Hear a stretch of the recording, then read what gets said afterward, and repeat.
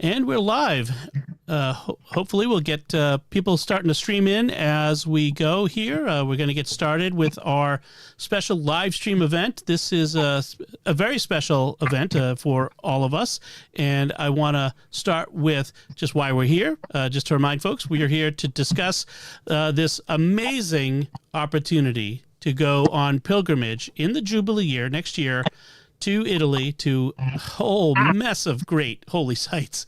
That's going to be a lot of fun. You're going to go with me and Jimmy and Father Chip, and also, it says no audio.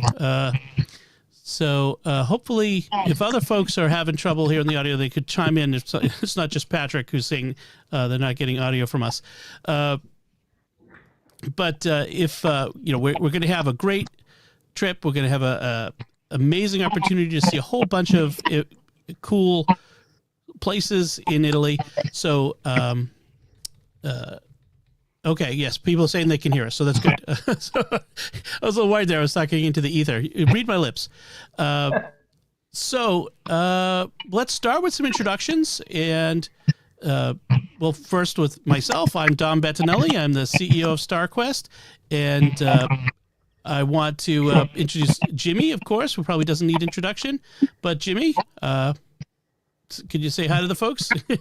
Howdy, Dom, and howdy, folks. Glad you're able to join us tonight. We're going to be talking about some really interesting stuff. I've been to Italy before, and it is a marvelous experience. I've been to Rome. We're going to be seeing a bunch of the same stuff that I've seen previously, but we're also going to see new stuff, including some mysterious content that ties into the theme of Jimmy Akin's Mysterious World. And so we're going to be hearing about that a little bit later on, but I just want to welcome everybody and say glad that you've been able to join us tonight. And I also want to introduce Father Chip Hines. He's going to be our chaplain on this pilgrimage. And Father Chip, can you introduce yourself? Tell us a little bit about yourself. Hi there, everybody who I can't see. I'm Father Chip Hines. I'm the pastor of two parishes in Natick, Massachusetts. We call ourselves originally and quite creatively the Natick Catholic Community. We are, and I have been a priest for 20 years, and be 21 by the time we go on the pilgrimage. So I'm excited to go. This is my first time going to Rome, going to Italy. I'm really excited because my family, half my family is from that Italy. So it's very exciting for me. Plus, getting to go and celebrate Mass in some of these great holy places. I'm really excited for that. I think that's going to be the highlight and a real bucket list check off. I noticed, Father, you said that your family comes from that Italy. I'm glad it's that one and not some other Italy. Yeah, well, the mirror universe Italy. It's not That's good. Right. It's not good. It's not good. You don't want to where Pope Francis has a black goatee. That's right. That's right. So I want to introduce our hosts for this pilgrimage, Eddie and Kayla. Could you introduce yourselves? Kayla, could you maybe Kayla first and then Eddie? Yeah, absolutely. Hi, my name is Kayla Banning. I am from Dallas, Fort Worth. We work with Trinity Tour Travels. Eddie's the owner of the company. And I have been a huge long-time listener with Dom and Jimmy's podcast. My husband and I love it, and we listen to it for hours on end. So this is a dream trip that we get to take with him, and that I get to just be the lead consultant on this. So I'm very, very excited and very, very gracious and grateful that they're allowing me to help them with all this planning. So we're really excited about it. So yeah. Awesome. And Eddie, could you introduce yourself? Certainly. My name is Eddie Abu Farha. I'm the founder and CEO of Trinity Tour Travels. I was born and raised in Bethlehem, the Holy Land, where Jesus was born. I think that's the number one most interesting fact about me. I lived 2 miles away from the Nativity Church of where he was born. So been in the United States for 20 plus years and have started Trinity Tour Travels to lead pilgrimages all over the world with specialty to the Holy Land and the efforts of bringing people closer to their faith. Excellent. Excellent. And we'll be talking a little bit more about the special relationship with the Holy Land that this pilgrimage will have in a bit. But before we get into the details, I would like Father Chip, could you lead us in a prayer to get started? Certainly can. In the name of the Father, and the Son, and the Holy Spirit. Amen. Heavenly Father, we thank you for gathering us this evening to discuss this great opportunity to get closer to you through travel, through pilgrimage, which is different than vacation, as we all know. It will be a great time of spirituality and learning, and we know that you will guide us and lead us where we need to be. We ask you to watch out over this trip, to bless it and to bless us, and we ask all this through Christ our Lord. Amen. In the name of the Father, Amen. and the Son, and the Holy Spirit. Amen. So I want to turn this over. I think Kayla or Eddie. I guess Kayla, you're up first to give us a little bit of introduction. But before I do, I just want to tell folks, if you want to put a question or a comment in wherever you're watching us, whether it's Facebook or YouTube, put it in the chat there, and we'll be collecting comments to answer them later on, or questions to answer them later on. But Kayla, let me turn it over to you. There we go. Hi guys, like I said, my name is Kayla. I am the lead consultant on the pilgrimage. So if you have any questions or concerns, even after tonight too, I will be your girl to go to. All of my contact information is on all of our websites. And if you go to We Travel, which we'll go through later on, and you ask a question, I'm the one that will get back to you with all of those questions as well. So you'll feel free to call me or whatever gets you on the trip, and whatever we can do to help you get all your information figured out.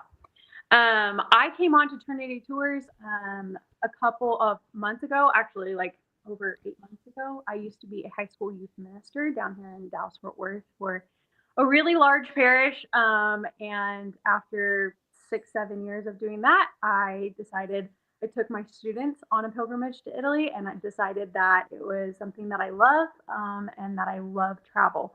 And I've always had a huge passion for it. So that's kind of how I ended up reaching out to Eddie and finding my place at Trinity Tour Travels. And it's just been an incredible experience since then. Eddie, like I said earlier, is the owner of Trinity Tour Travels. So I'm going to let him talk a little bit about our why we do this and how this came to be. Thank you, Kayla, and we're happy to have you join our Trinity Tour Travel team. So having been born and raised in Bethlehem, I'll tell you a little bit about myself and my background. I grew up in the streets of Bethlehem, surrounded by tourists and pilgrims from all over the world. And growing up, my father was a wood carver. He carved the olive trees and made beautiful crucifixes, nativity scenes, rosaries, and many religious items. And he sold it to the tourists, and that's how he provided for my family. But as you know, in Israel, there's a lot of tension, and conflict can arise out of thin air. And it usually prevents tourists from going to the Holy Land. And that impacts the Christians that live there tremendously, because all of them, the majority of the families, they rely heavily on the tourists to sell those products too.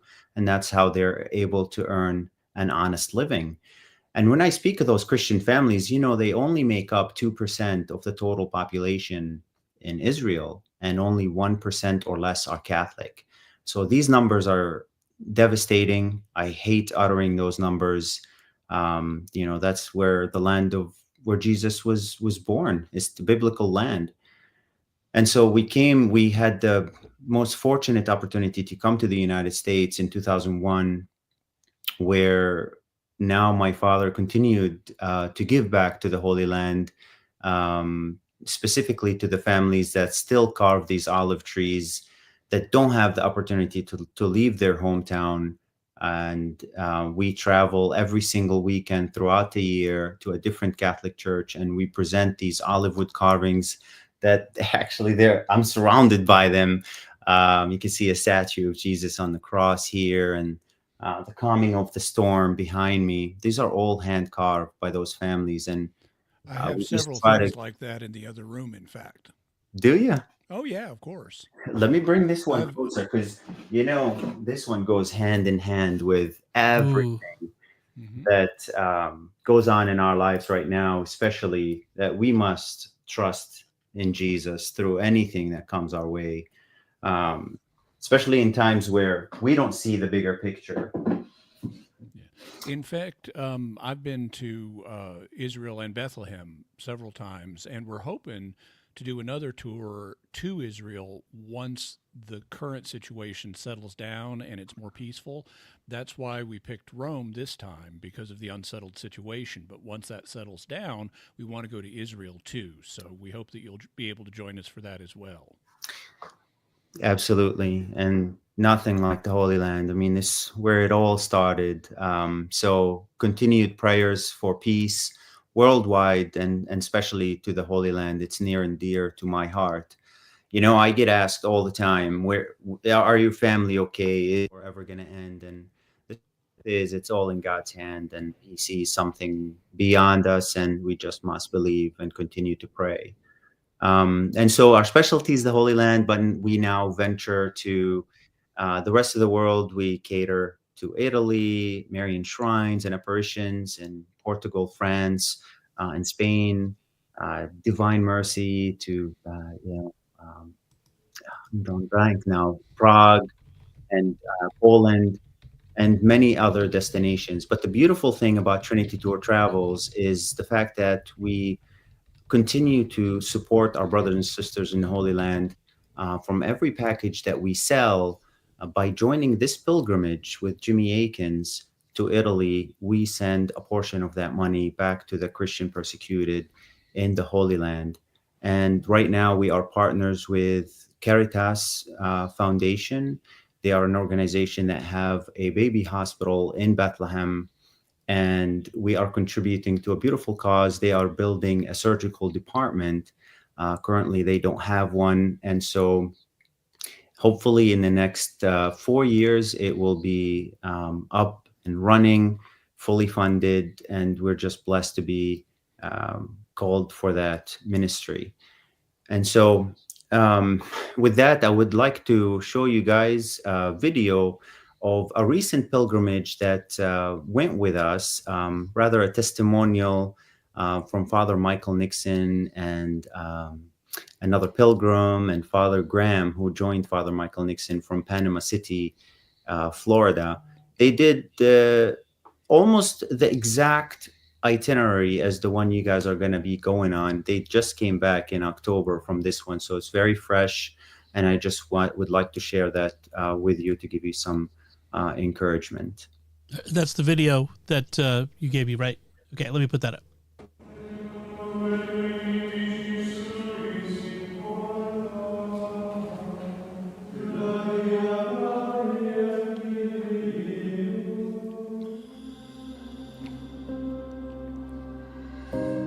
I'm here in Italy with my parish of St. Dominic, and it has been an amazing experience. We're here in Norcia right now.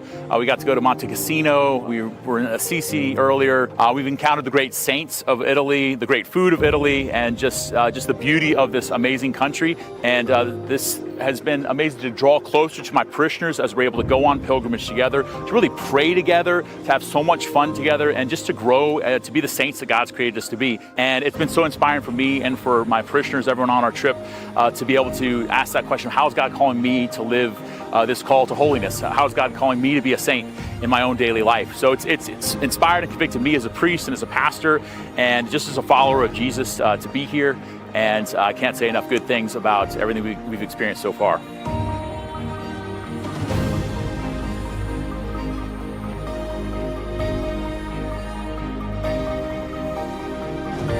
One of our favorite places has definitely been Assisi.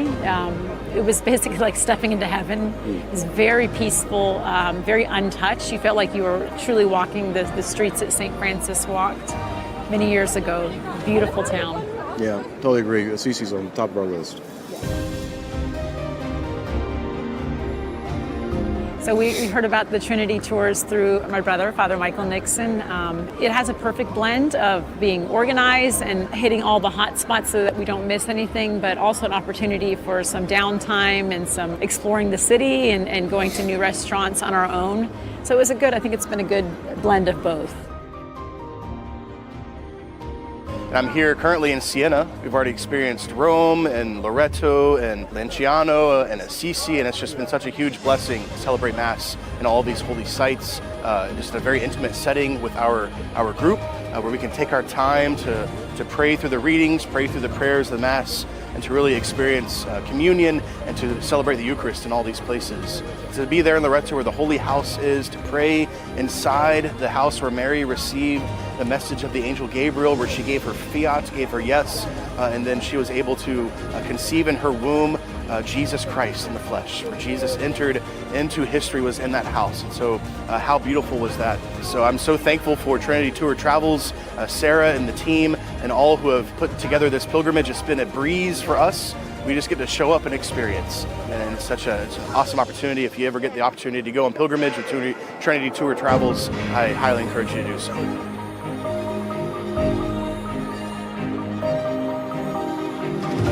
So this has been my second pilgrimage with Trinity Tour Travels, and it has been outstanding. The organizers have been so accommodating.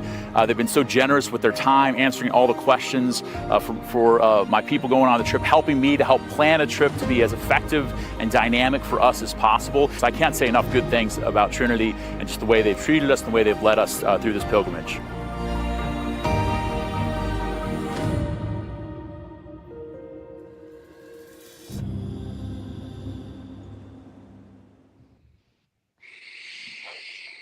So that was a wonderful promo video that they had just come off that pilgrimage of Eucharistic miracles. And obviously everybody was so excited. They got to see a lot of the sites that we'll talk about tonight. So in tonight's meeting, we are talking about all the things that we're doing on the pilgrimage, walking through the itinerary, talking about what is a pilgrimage versus what is a vacation, kind of like Father Chip talked about.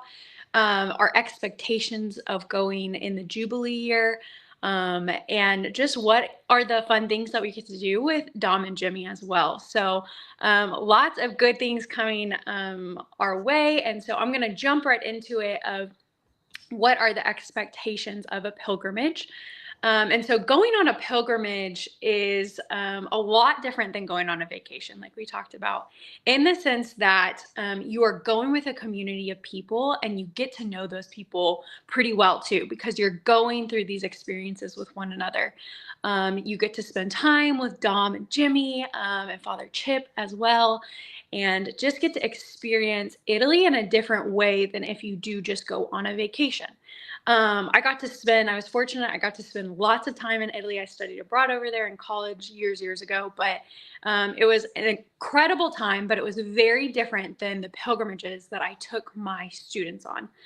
You see the cities, you see different things in different lights. And so our expectation is it's going to be richly packed with Catholic history and different places, but also getting to meet those people that are in the group going with us, getting to hear their experiences, getting to hear about their faith, getting to have Mass in some of the most glorious places as well, and learn so much more about all the saints, and encounter the Lord, which is the most important thing that we find of why we do this. And so going on pilgrimage, that is kind of what the spiritual side of things is. Some fun things just to keep in mind, we are going in the year of Jubilee. So this next year will be the year of Jubilee. It will be full of pilgrims all coming over to see the glorious things that we get to go see as well. So we do expect it to be pretty crowded, but with that, we just get to grow in the virtues of patience and a lot of understanding, and just get to experience that with other people sharing their faith as well. We're going to be going in July, so it's July 14th when we leave of 2025. And so we expect it to be pretty hot in Italy. So we encourage everybody to bring an umbrella for the sun, a fan, like cooler things, whatever you want, because it will be hot. But one of the things that they still do talk about, and we'll talk about as we go, we'll have an informational meeting a week before we take off as well. So anybody that decides to go on the trip, we'll all get back together again, walk through a bunch of different things. But we definitely expect it to be a nice summer day all throughout that July time. So we encourage people to bring those types of things and just be prepared for the weather. We also want to prepare people for how much walking and how physically taxing it can be to go on a pilgrimage. I'm sure Jimmy can attest to this. When you went in the Holy Land, you do lots of walking, lots of exercise, but you feel amazing. You're tired, but you're happy about it. And so you get to go see a lot of different places, sites that we'll talk about as well. But if you're going on the pilgrimage, we ask that you start physically, mentally, emotionally preparing now, getting in those steps, so that way you are ready to go when we take this on the road. So once we get to Italy, we are in full swing. So we are also, like other trips said, it's not a vacation. So there is a degree of sacrifice that we always tell people. We are going to be learning new things with new people. And that when you have a community, you're always learning and having patience with new people. And so that's part of the beauty of it. You get to meet so many people, but there's a degree of sacrifice. We are going and we are loving those and serving those around us, encountering Christ through those people as well. That's in our group and outside of group as well. One of the other things that we want to talk about is that our itinerary is not a set itinerary. While it is like we are going to try and get to all those different things, some things might move around just because timing or something comes up where we're allowed to go see something at a sooner time. So we just want everybody to know we're going to walk through the itinerary tonight. But we do know that it's not a contract. It's just, hey, these are the things that we're going to go try and see. Some things might have to move around just depending on our group or what's going on or anything like that. But we really, really strive to make sure that we get to see all these beautiful sites, get to have a good pace, spend time praying at all these different places and getting to spend time with Jimmy and Dom, talking about the different mysterious things that we're going to see as well. So one last thing about expectations of the pilgrimage is that what we ask of people is when you're going on a pilgrimage to set a goal. And what we mean by that is like, ask yourself, what do you want to get out of this pilgrimage? Do you want to go to get to experience and learn more about these different saints and Eucharistic miracles that we're going to get to go see? Or are you wanting to grow in community? Are you wanting to encounter Christ at a certain place? One of the things that when I would take my students on pilgrimage, we went in 2023 to Rome. And one of the things that I wanted them to encounter was, how does Christ meet us in our faith and how can we bring that back home? Because you're getting to see a lot of where the saints walked, where the people, first Christians were living as well in Rome during that time. And so I wanted them to come back. My goal for my students at that time was for them to evangelize and see how richly deep our Catholic faith is and how deep our Christian faith is. And how can we carry that and bring that back home and love those and serve those around us too? So definitely encourage everybody, set a goal, ask yourself, what do you want to get out of it? Write it down, and then be praying with it over the next few months and talk about it while you're on the pilgrimage as well. So now we are going to jump into the itinerary. Eddie, will you throw that back up on the screen for me? All right.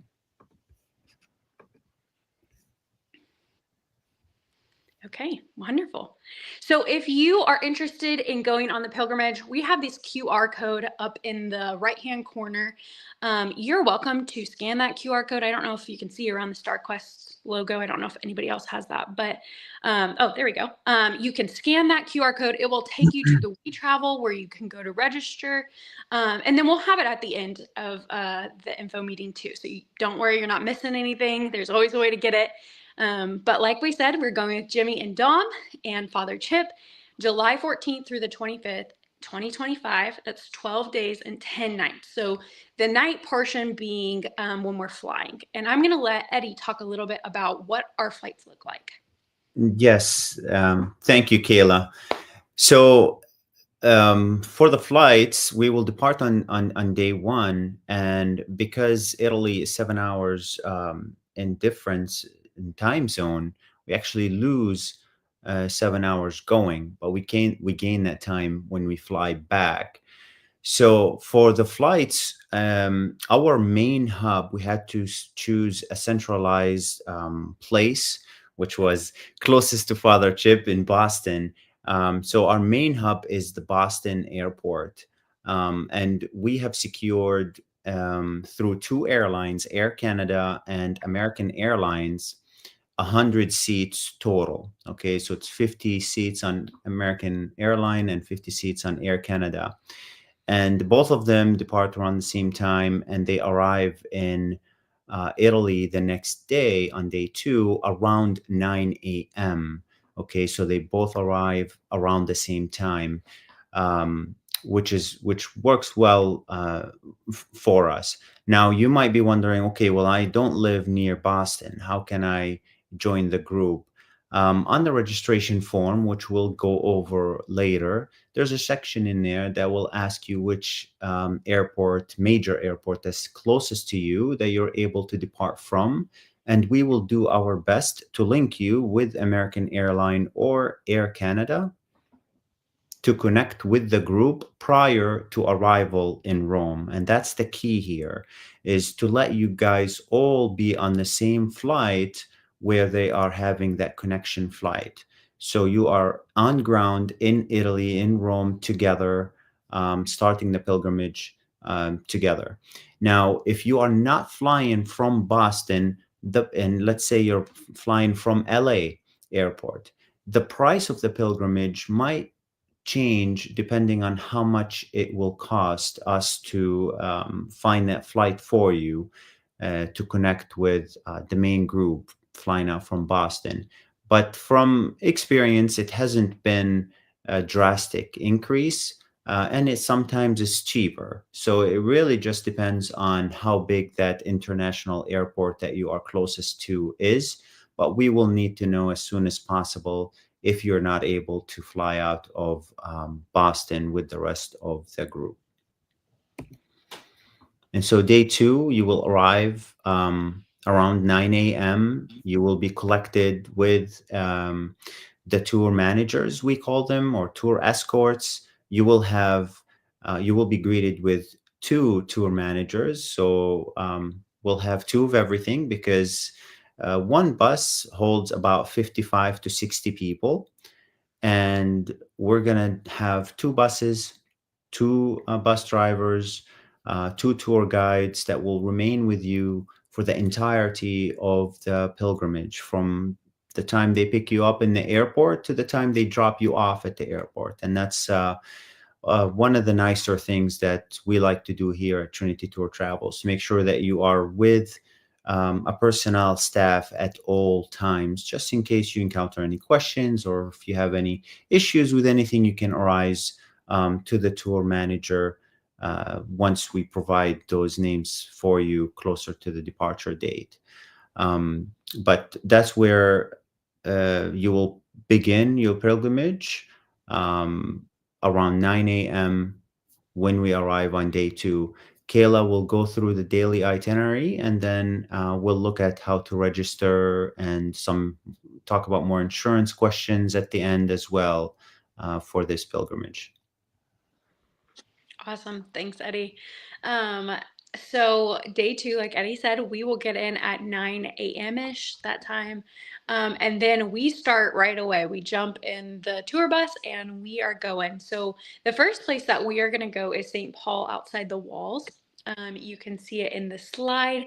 It is absolutely gorgeous. We're going to hopefully have our Mass of Thanksgiving there. Mass schedule always depends on what we can get as we get closer and how that all goes. So we always like to pray that the Mass will be at that certain time, at that certain place, but it's always subject to change, just depending on. So we'll say a prayer that we get to say Mass at St. Paul outside the wall. We'll also be walking through. And just a note, I've been to St. Paul outside the wall, and for people who may not be familiar, this is the basilica that's built over where St. Paul was beheaded, and it's also where he was buried. And during the reign of Benedict XVI, there was scientific analysis done of the bones in his tomb, and they are indeed confirmed to be first century. So it appears we really do have his relics there. And so that's something to be aware of in appreciating the special significance of this place. You're going to get tidbits like that the whole time from Jimmy, which I am so excited about. I love that. Those are things that I didn't even think to know about. Even though I've been there, I just didn't even know that, that was how that went. But so we're so grateful. We're going to get to walk through that first holy door also. So when you're going through the Jubilee year, we're walking through holy doors. So that's the first holy door on the trip. So you get off the bus and you're walking through the first holy door. You're just going straight into that year of Jubilee celebration as well. The next place that we're going to go is the Church of Domine que Vadas. And there is, I'm sure Jimmy and Dom will talk about this, but there is, I'll give a quick little thing, a tradition that Peter was walking away from Rome, and the Lord approached him and was saying, "Where are you going? Why are you turning away from Rome?" And obviously Peter didn't want to get crucified, which makes sense, but the Lord was saying, you need to go back and face the same fate that I faced as well, if you're truly an apostle and the disciple. Actually, it's a little more pointed than that. Peter encounters Jesus, and this is like a second century tradition, so it's very ancient. But he's on his way out of Rome, and he meets the Lord, and he says, Domine quo vadis, or quo vadis Domine, which means, Lord, where are you going? And Jesus says, I'm going to Rome to be crucified in your place. And it's at that point Peter turns around. I turn around too. Okay, Jimmy, do you know what is there in the place of in the church? It's been a while since I've been there, but this is the church that commemorates this spot. Yes, yeah, and it has footprints of where it says Jesus disappeared from after he said that to Peter, which you can see in the bottom right-hand corner, as tradition holds it. So those aren't the real ones, they say. Actually, the real ones we'll see the next day, or they're in the Basilica of St. Sebastian. So those are the footprints that they have on display in the church. Okay, so day 3, we are going to celebrate Mass at the catacombs. And then we're going to go to the Basilica of St. Sebastian. We're also going to go see the Colosseum, and we're going to go to the Roman Forum, walk around, get to talk about it, get to point out different things. Then we're going to go to the Church of St. Francesca Romana and the Temple of Venus in Rome as well. So there's day 3 is a full packed day. There's the Roman Forum. It will be nice and warm. We'll get to go see all the different sites with everybody, get to walk around, hear more things from Jimmy and Dom, as well of probably the really cool things that happen in these places as well. So I want to point out this day is arguably the longest day of walking. When I was there back in October of last year, I recorded 16,000 steps on this day, which I think accumulates to about 8 miles or so. So this is probably the heaviest walking day. Okay. But since we're talking about physicality just for a moment, I encourage everyone to start working out, walking, getting used to going upstairs, downstairs. You can expect uneven steps.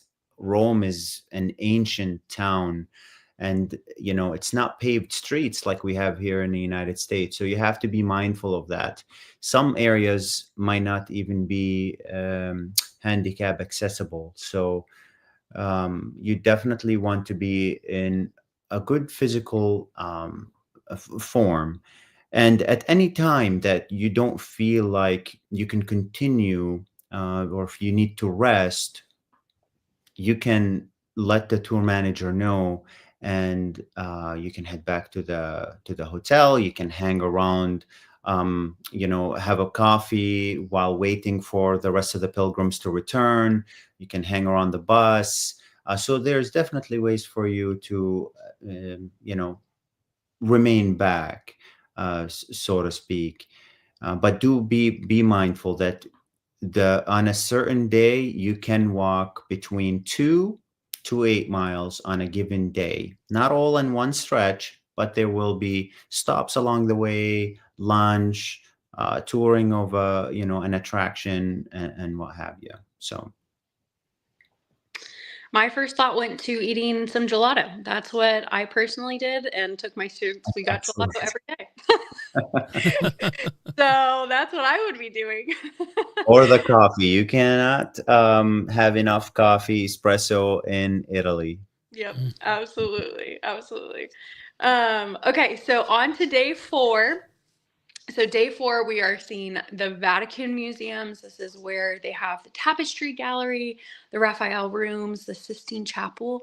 Fun fact, you have to be very quiet in the Sistine Chapel, and you cannot take pictures. And they're very strict about this, and they have Swiss guards around. And when I was a teenager and went to Italy, they tried to take me away because I was trying to sneak photos. So they do try and do that. So thankfully I had good chaperones that helped me there. But it is a beautiful experience. It's wonderful to see the Sistine Chapel. And then the next thing we do is we go to St. Peter's Basilica. We see the outside square. In this, we get to go walk through the second holy door. We're going to go see the body of JP2, and we see the Pietà of Michelangelo as well. And so our tour guide will get to give us lots of fun facts. I'm sure that Jimmy and Dom will give us lots of fun facts too.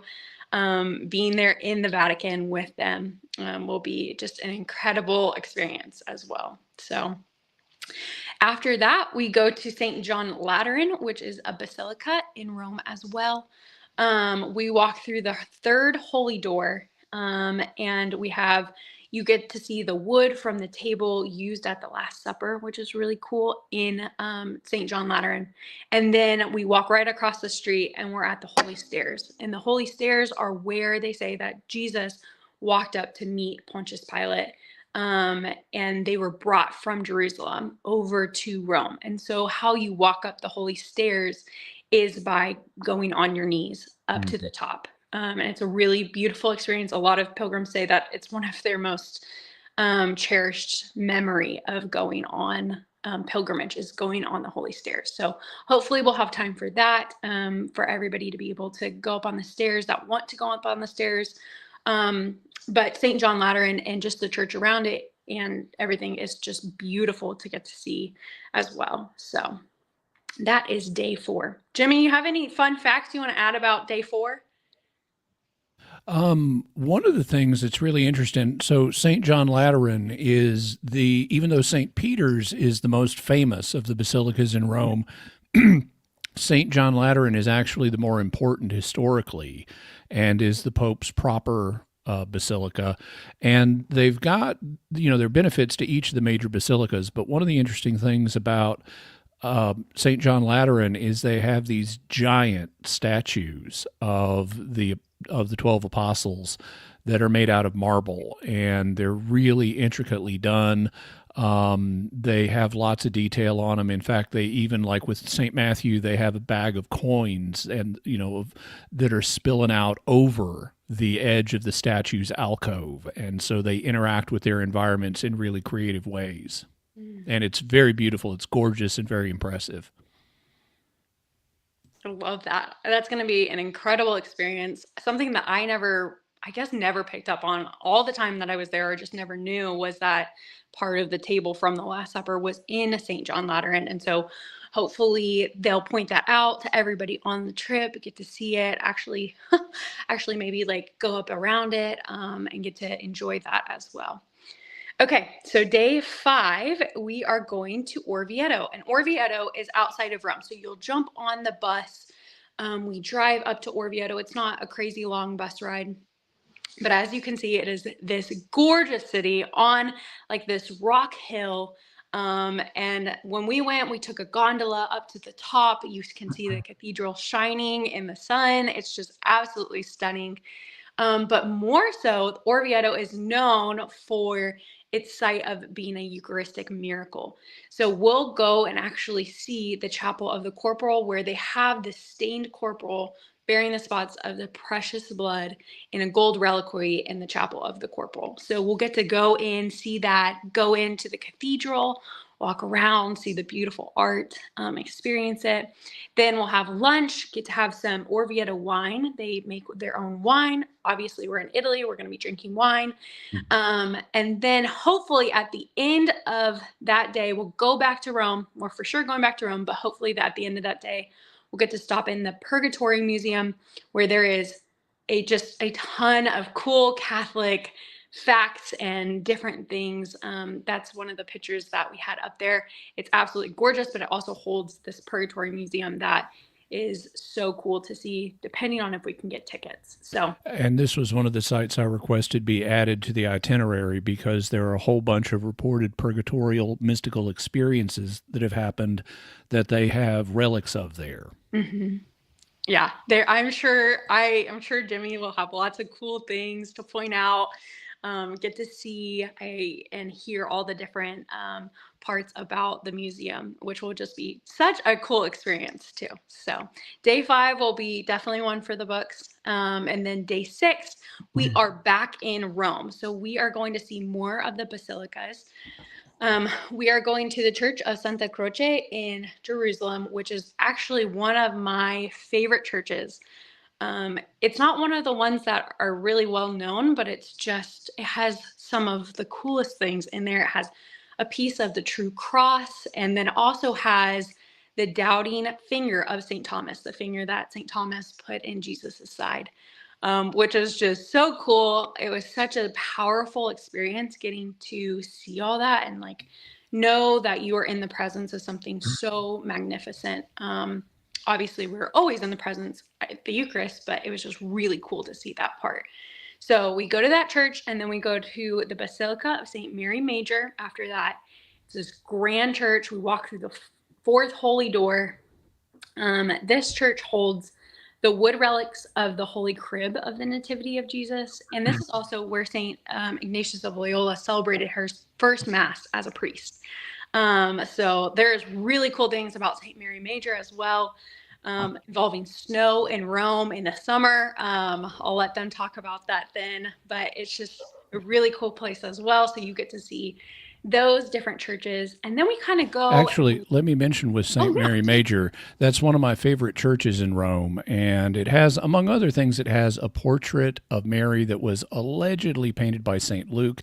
That's historically dubious, but it is a very ancient and impressive portrait. My favorite part of St. Mary Major's is the Sistine Chapel. Sistine means it was built during the reign of Pope Sixtus. And the famous Sistine Chapel is the one that Michelangelo decorated at St. Peter's. But there is another Sistine Chapel at St. Mary Major's, and it is extremely impressive. One of the things I really like about it is it also has giant statues of biblical figures like King David and the prophet Jeremiah and so forth. And they're in alcoves up on the wall, but they're like leaning out of the alcoves and looking at you. So if you're there for Mass, for example, or if you're just visiting the chapel, the statues are like leaning out of their alcoves to take an interest in you. And it's really cool. There's marble all over everything. It's a gorgeous, gorgeous place. It's also huge too. You walk in and it's just massive. I mean, not a lot of the churches are like that, other than I feel like St. Peter's Basilica, but you walk into St. Mary Major and it's just massive too. So it is definitely going to be one of those places you walk in and you're just like, wow, this is incredible. So after we go and see those different basilicas, we're going to go see the Trevi Fountain. We're going to go to Piazza Nuvana, see the outside of the Pantheon. So we'll get to go walk around Rome, spend some time seeing some of the different sites, obviously throwing a coin, hopefully in the Trevi Fountain, it won't be too crowded. Getting to just go shopping, hopefully, in some different places. Piazza Nuvana, the one on screen, is absolutely glorious. You get to see people just walking around, getting gelato, getting coffee, doing their Italian thing. And so that will be so fun as well. And then getting to see the Pantheon on the outside is a glorious, glorious sight. That dome is incredible. And so getting to even see it is just absolutely insane. And so that kind of wraps up day 6. On day 7, we are going to do the papal blessing. So in July, they have the papal blessing. So we're going to go to that. That's when you bring all of your rosaries or anything that you want to get blessed by the Pope. He comes out and blesses it. We might get the chance to climb to the top of St. Peter's Basilica. If you are afraid of heights, I made this mistake. It is very scary up top. So just to forewarn anyone who is afraid of heights. But if you get to do that experience, it is super, super cool as well. And then we jump in the bus and we go to Assisi. And this is absolutely my favorite place. So Assisi is home to St. Francis, St. Clare. This is where we'll get to see Blessed Carlo Acutis, who is actually going to be a saint at that time. So Assisi is just absolutely wonderful. And I'm so excited for you guys to see it. We go to St. Mary of Angels, where St. Francis actually died. So there's a spot in there where St. Francis died as well. It is a beautiful basilica. We'll get to spend some time there, and then we'll check into our new hotel in Assisi, and we'll get to wake up the next morning and get ready for a full day of all things Assisi. So on day 8, we are getting to spend lots of time getting to see all the beauty in Assisi. It's very different than Rome. Assisi and Rome are very, very different. It's just slower paced, more in the countryside. You get to just walk around the city, see it very easily. And so that first day in Assisi, we are going to the Basilica of St. Francis, which is gorgeous. The tomb of St. Francis. We'll get to go see the birthplace of St. Francis, so lots of St. Francis. And then the Basilica of Santa Chiara of St. Clare. And then we'll get to go as well to see where Blessed Carlo Acutis is buried. And so that was that picture in the top right-hand corner up there. And that was actually some of my students praying at his tomb when we were there. And so it was really, the kids just absolutely loved it. It was phenomenal to see, this 14-year-old boy who looks, like a kid that you would know. And so he'll be a saint at that time, which will be so cool to see. And you get to see him and spend some time praying there. And so we get to spend all day in Assisi getting to do that. We'll get to walk around, have some leisure time in Assisi, which is just a beautiful place to be. Get some time praying in these places and see the different sites of St. Francis, St. Clare, and how they live their life. So, Kayla, can I add? Yeah. I went to Assisi during World Youth Day in 2000, and it is unlike any place else I've ever been. One of the pilgrims in that video mentioned it, and it's so true.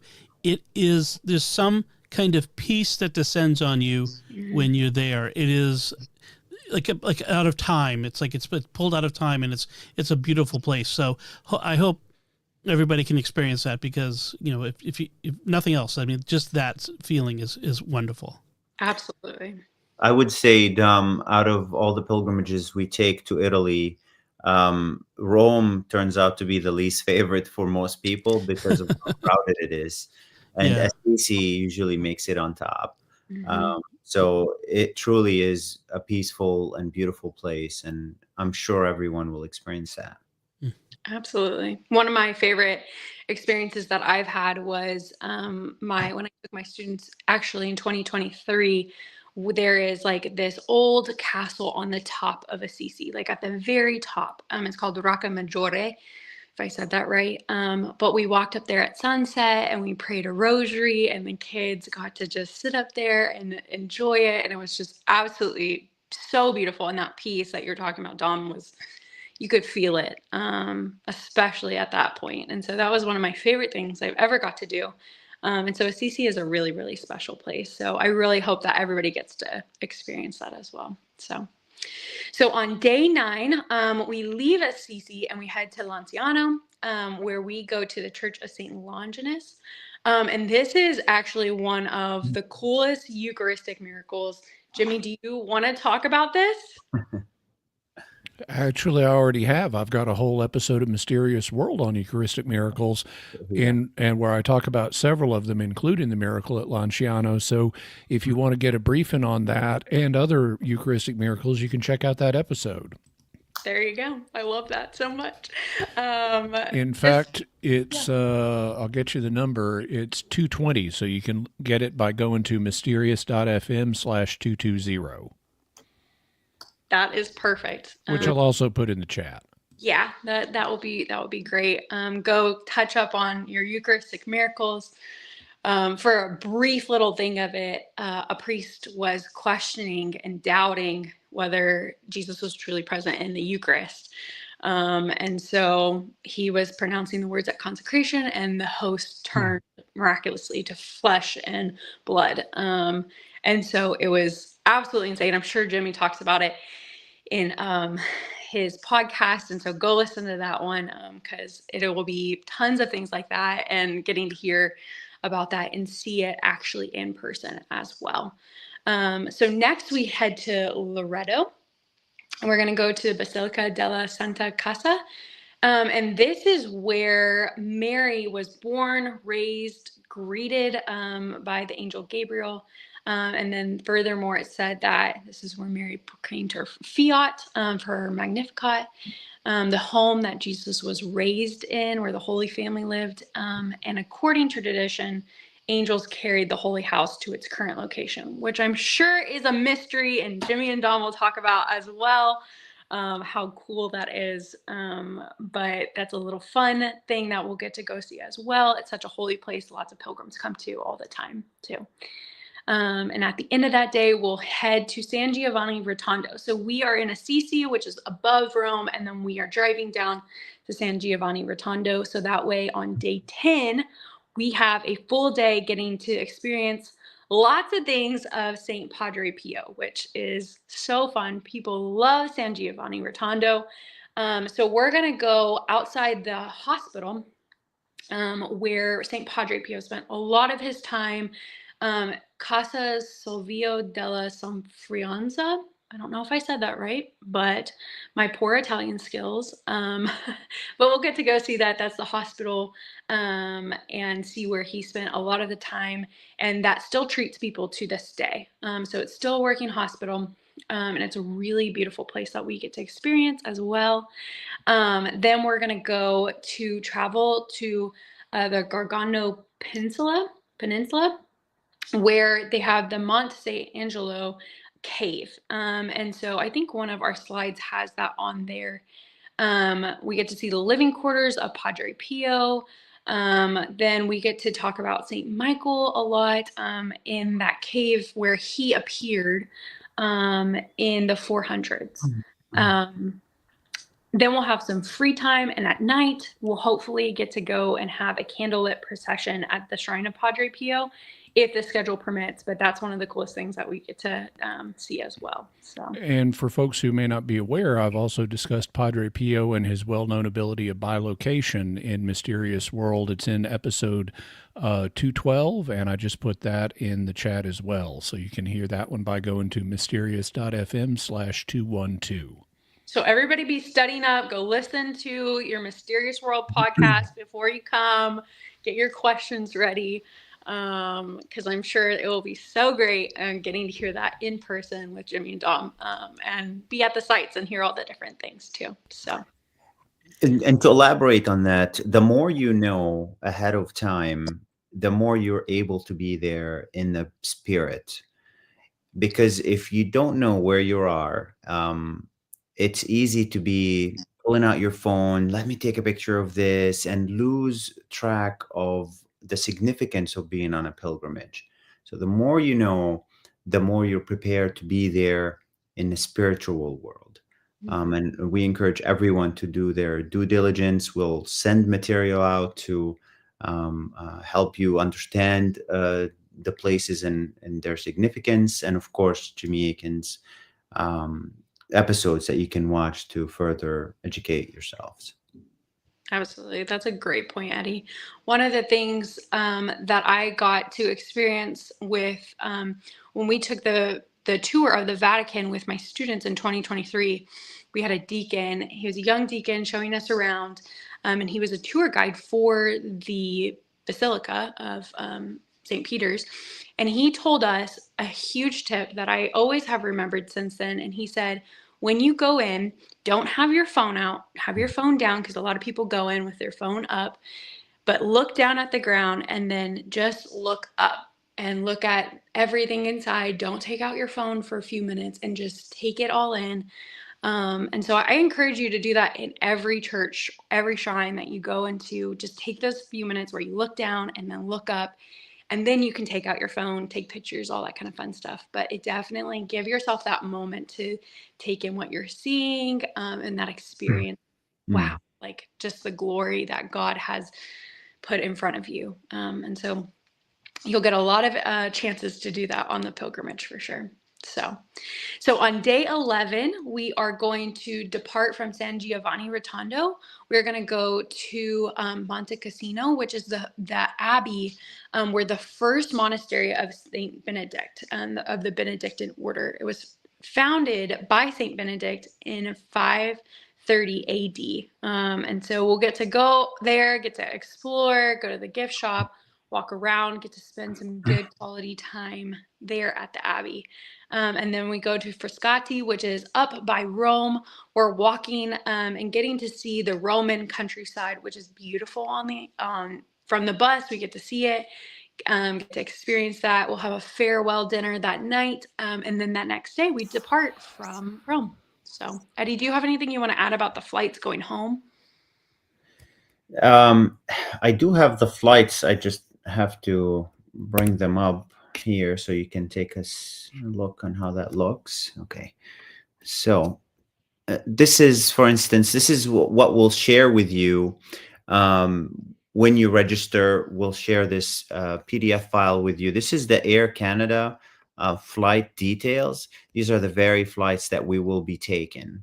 And sometimes, we get frequent flyers that have a bunch of miles with Air Canada, American Airlines, that say, I can just get my own flight. Can I buy land only and join you guys? Well, certainly you can. There will be an option when you register to do the land only.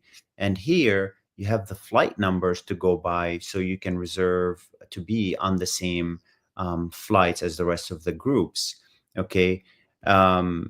So departing on the 25th of July, our flights is leaves in the morning of Friday at 11:45 a.m. And we typically like to be at the airports 3 hours prior to departure. That's true for all international departures. And it's, again, Montreal is going to be the stop for Air Canada. And we have 50 seats on this flight going there and coming back. So if you're coming from LA and Air Canada operates from LA, you're more than welcome to look at Air Canada and see. It will probably connect you with the rest of the group here in Montreal, so you can depart with them to Rome. And of course, back to the United States, it would be the same stop in Montreal. So you'll leave all that information in the registration, and we'll take care of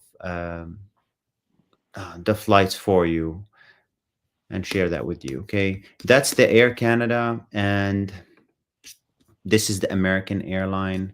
And like I said, we'll share both of those with you guys. American airline stops in Charlotte, and it's a short stop, typically about 3-4 hours layover. This one is a little bit longer, but on the way back, it's a little bit better. Okay. And again, they leave around the same time. So we can have breakfast that morning and depart for the airport. Yeah, one of the questions we get asked a lot is, hey, I would love to go beforehand, get to Italy, do a few things with my family, see some sights. Can I go before and then come back with y'all? And that's something that flights, or if you have more questions of like a specific itinerary, that you can always reach out to us, figure that out, and we can go from there. So Eddie, we had a few more things to throw up on the screen. Are you good for Yep. how to register? Sure thing. Okay, cool. So this is where we go to register. So right now we are on the Trinity Tour Travels Jimmy Akin Mysterious World webpage that we have. So we have that. If you type in Trinity Tour Travels, you can go and find Jimmy's name. You can type in Jimmy's name, and that will take you to, there we go. You can see Jimmy Akin, and then that will take you to this web page. And so it has all the details that you could possibly want, talking about what Jimmy and Dom are doing. We can scan the barcodes as well to get you to this link. Yeah, absolutely. And this is where you can go to register as well. So you can either scan the QR code or hit this button to register. And where this is going to take you is to our website called We Travel. And We Travel is a website that we use in order for us to do all of our bookings. They're very secure. We love working with We Travel, but this is where you can go. And so you can pick your trip package, your trip price. You hit book now, and that takes you to the different options. So the trip price, also you can pick how many people you want to sign yourself up for. There's the land only option. So that's $1,000 less if you want to do that as well. Then if you are going by yourself and you want your own room, you get a single supplement private room. So you can choose that. Now, Kayla, what do you do if you don't have a roommate and you want a roommate and you don't want to pay the single supplement fee? That's a question we get all the time. So what that means is that if there is somebody else with the same gender on the trip that is also going and wants a roommate, then you can say in there, when you go to register, it will say, what's your roommate's name? And you can say looking for a roommate. And so I'll know that I can put people together, and then I'll connect you guys. I just did this today. Hopefully they're on the info meeting, but I connected 2 people today. Hey, do you guys want to be roommates? Yes, that sounds great. Awesome. Now, if you get to the point where there's not another person, you sign up and you don't have a roommate and there's no one else the same gender as you, then at the end of it, we have to go back and do the single supplement. And so that is just part of going. So we always encourage you, bring a friend if you can, bring a family member, bring your mom, whatever. And so register that way with a single supplement. And then at the very end of registration, it also gives you the opportunity, if you want to buy a premium economy seat or a business class seat as well. So those are additional prices to the pilgrimage price. That's in there. Just want to make that very clear for people, that that's the additional price as well. So this is kind of, as you can see, how the registration looks, how you can add things in there.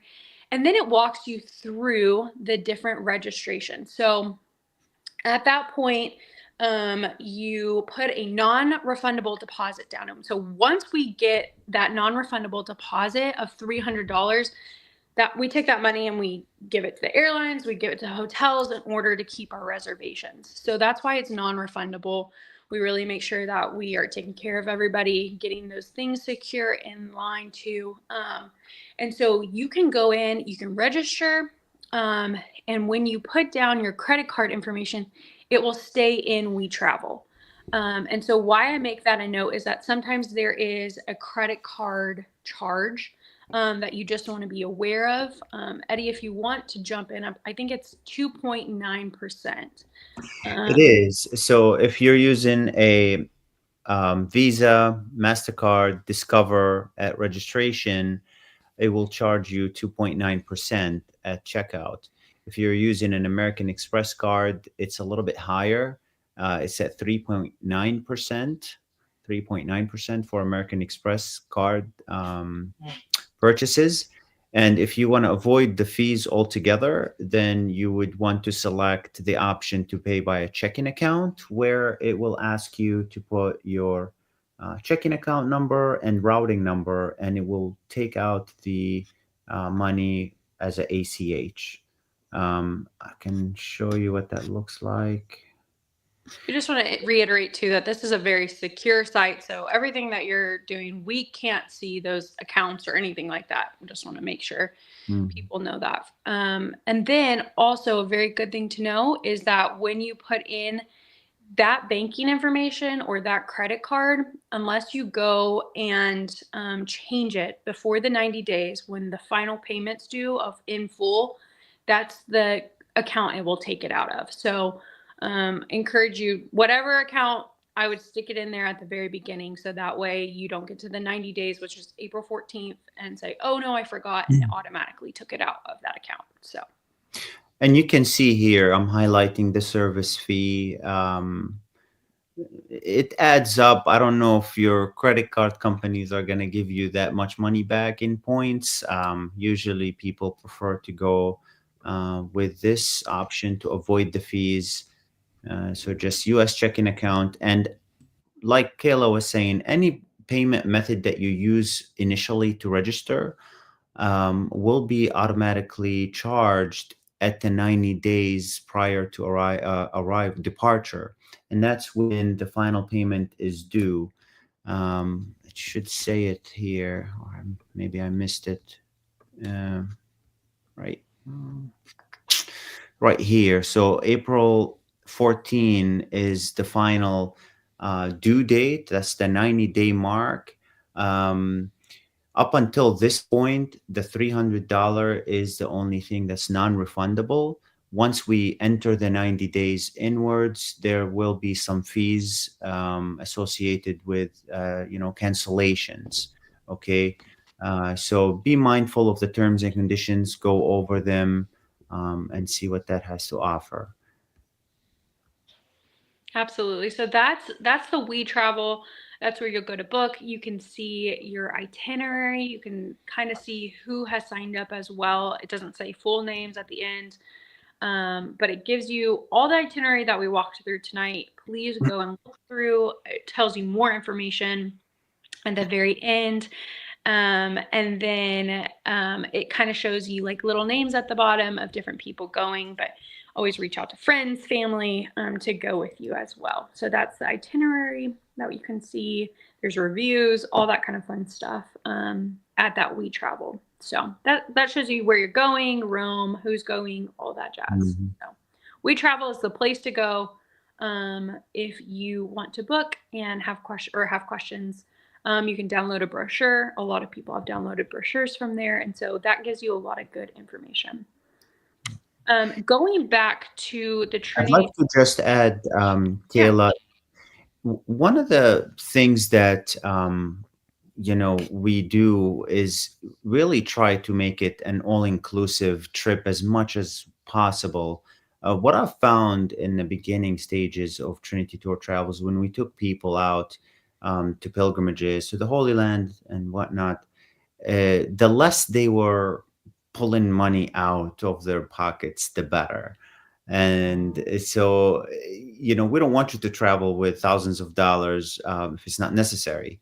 And so this package price, it's extremely competitive, especially during the Jubilee year, and the hotels that we are getting, overall, all the accommodations, $5,800 per person. It's really an all-inclusive deal. So there's not going to be hidden fees. We'll let you know everything that's not included, which in this case, It's travel insurance, which is optional, but highly, highly recommended, especially in today's age. Lunches are not included because if you're like me, I like seafood, everything. And so that gets to be a little bit more pricey when you get the fish versus the salad. So we don't know what you eat or what your diet's like. So we let you have that time to buy your own meal.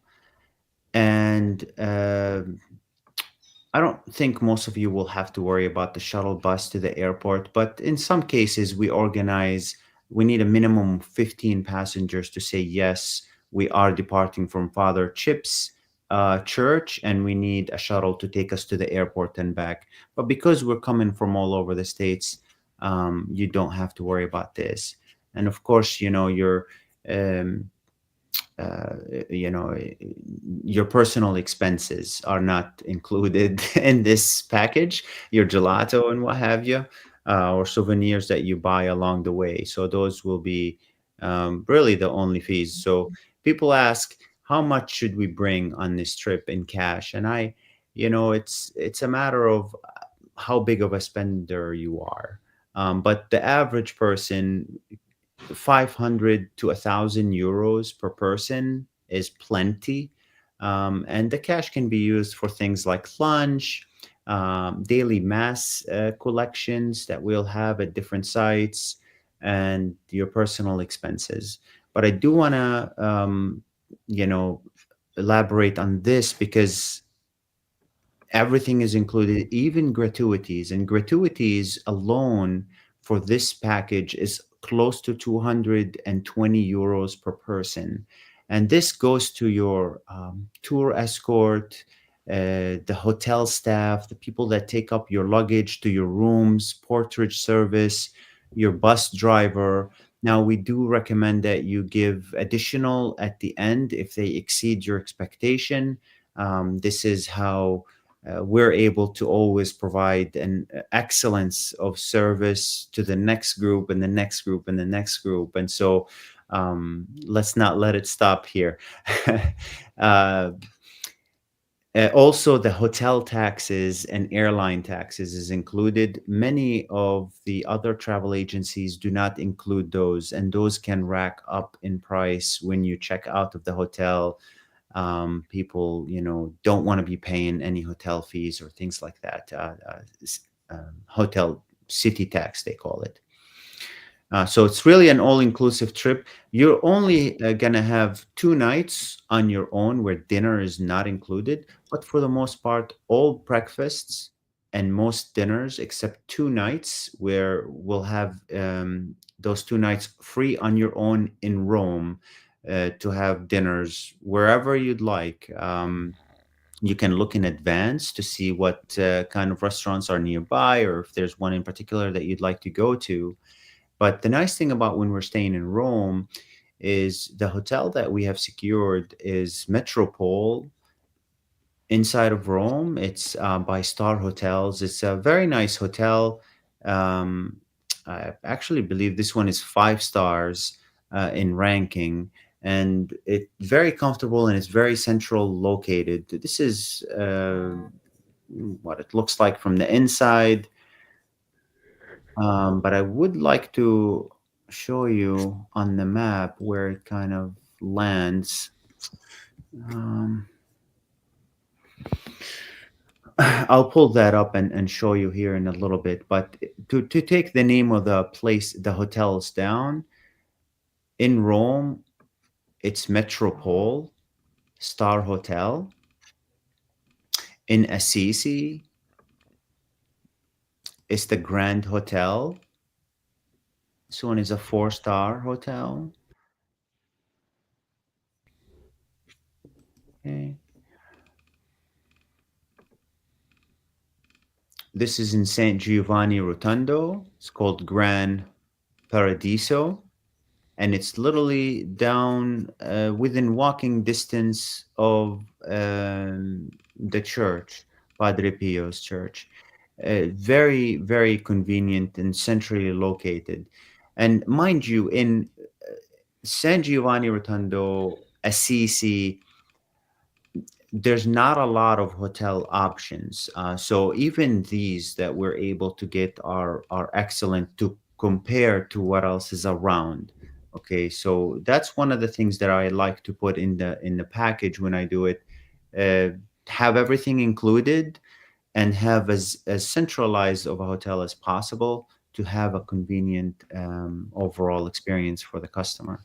And the last night, the very last night, will be in a Villa Tuscolana. Wants me to sign up. It's a beautiful, beautiful traditional Italian villa style hotel. And we will have like a large, depending on weather, but in July it doesn't really rain, but they have a courtyard much like this, outdoor, where we'll have our farewell dinner. Everyone will gather and dine together. We'll do everything together, even though we are 100 people. That's the nice thing about having two buses. If we end up with, let's say, 80 people, we'll have 40 on each bus, and Jimmy and Father Chip can alternate between the buses or however they want to work it out. So everyone gets an experience with both Jimmy and Father Chip, and of course Dom. And so, when we get to a certain site, let's say St. Paul outside the wall, instead of being in a group of 100 walking together, touring the place, we'll do the touring separately with your own tour guide. You'll have earpieces. They'll talk through it, and we'll meet at the end. Okay, so we'll do everything together, but kind of separate when we're touring the actual site. We'll have breakfast together in one large gathering area, dinners, masses. Hopefully, the masses is going to be the most challenging part to secure, reservations for 100 people in one place. But leave that challenge to me. I'm very excited for it. Because you are going to have daily mass schedules. And for the Jubilee year, Father Chip, we won't know the mass schedule until 1 to 2 months prior to departure. Okay, that's the time frame they're allowing agencies like ours to start securing mass schedules.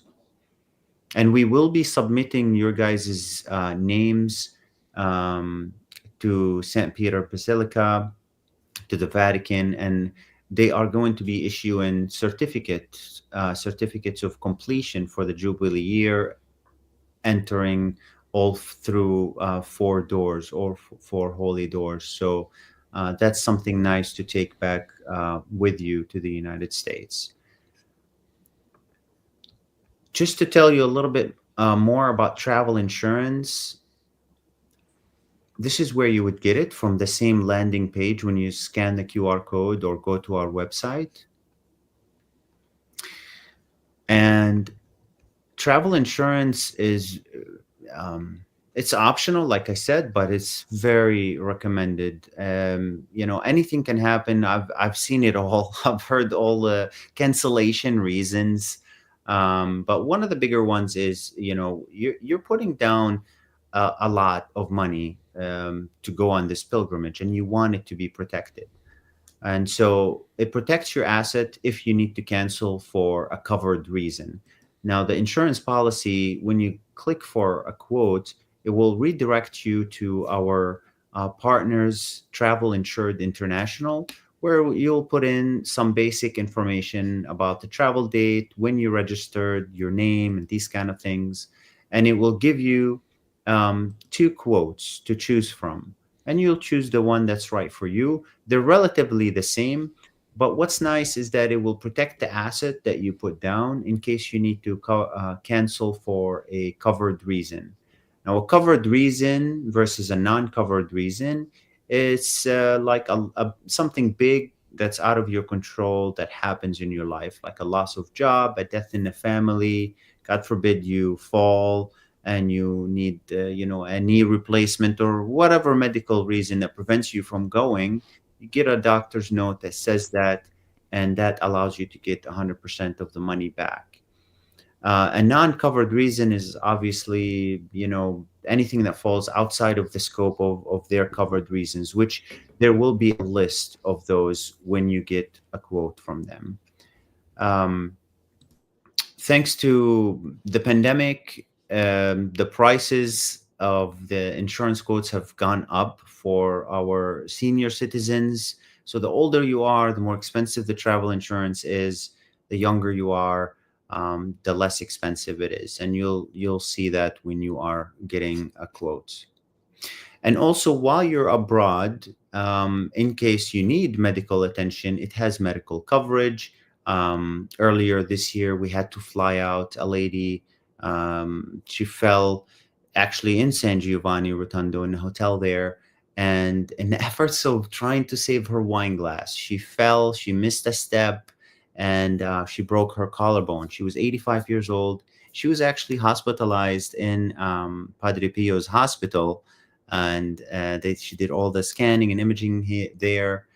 But we had to fly her back business class, which was $6,000 ticket one way, and she missed the rest of the trip. So the insurance here covered that 100%, the expenses and the medical expenses, the flight, and also they reimbursed her for the trip interruption that she incurred, because she didn't see the rest of the trip, so she was able to get some of that money back. So you'll see the list. It's better to go with your mind at peace, knowing that you have some coverage. Hey, Eddie, we've been going for quite a while, and I know we've still got like 10 questions from folks that we need to answer.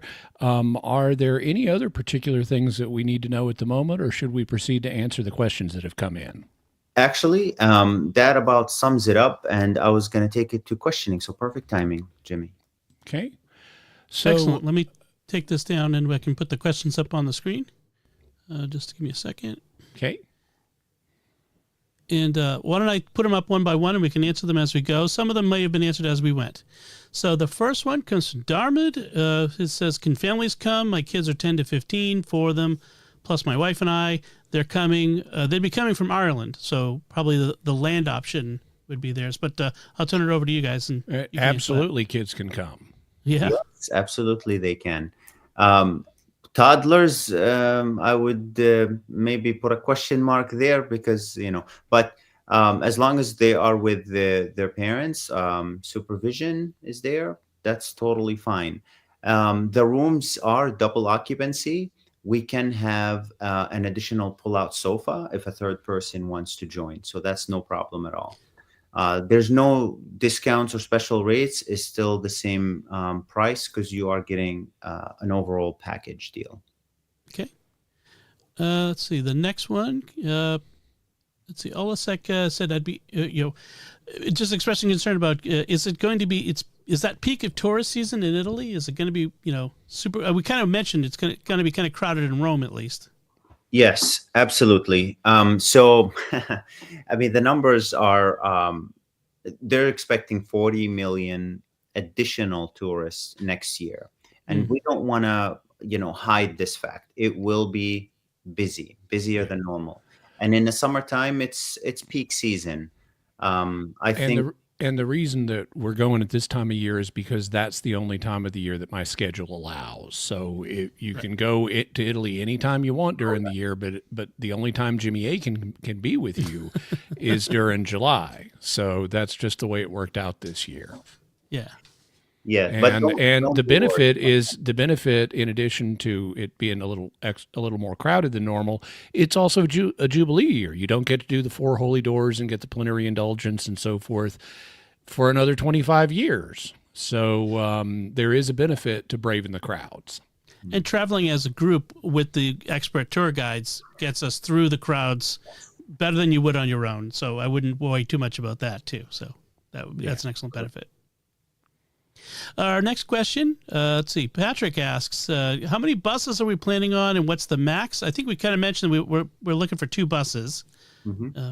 And I think we're maxing out at those 2 buses, which you said, Eddie, 55 to 60 per bus? Yeah, so we can get buses that go up to 63.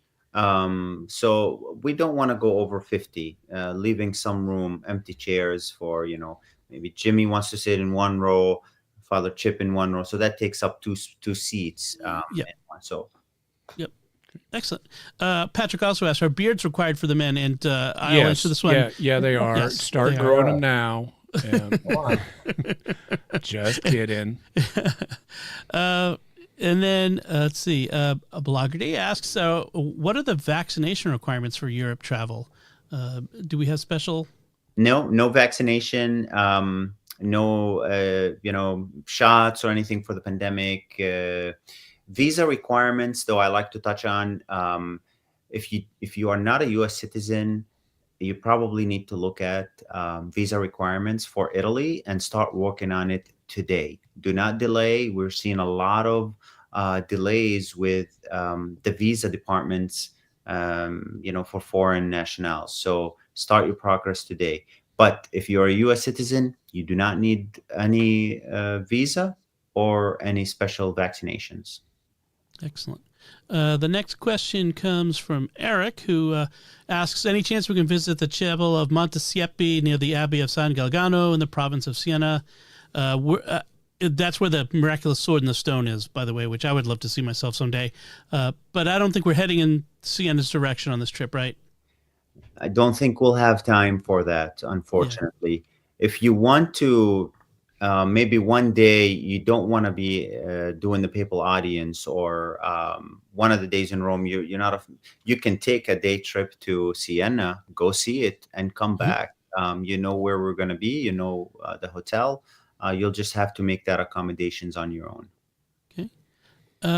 Patrick also asks, what are the special spiritual benefits associated with the Jubilee? Principally, it's a plenary indulgence is involved, like if you do the 4 holy doors and so forth. And it's assuming you fulfill the normal requirements, like praying for the Pope's intentions and receiving communion, which there will be abundant opportunities to do on this trip.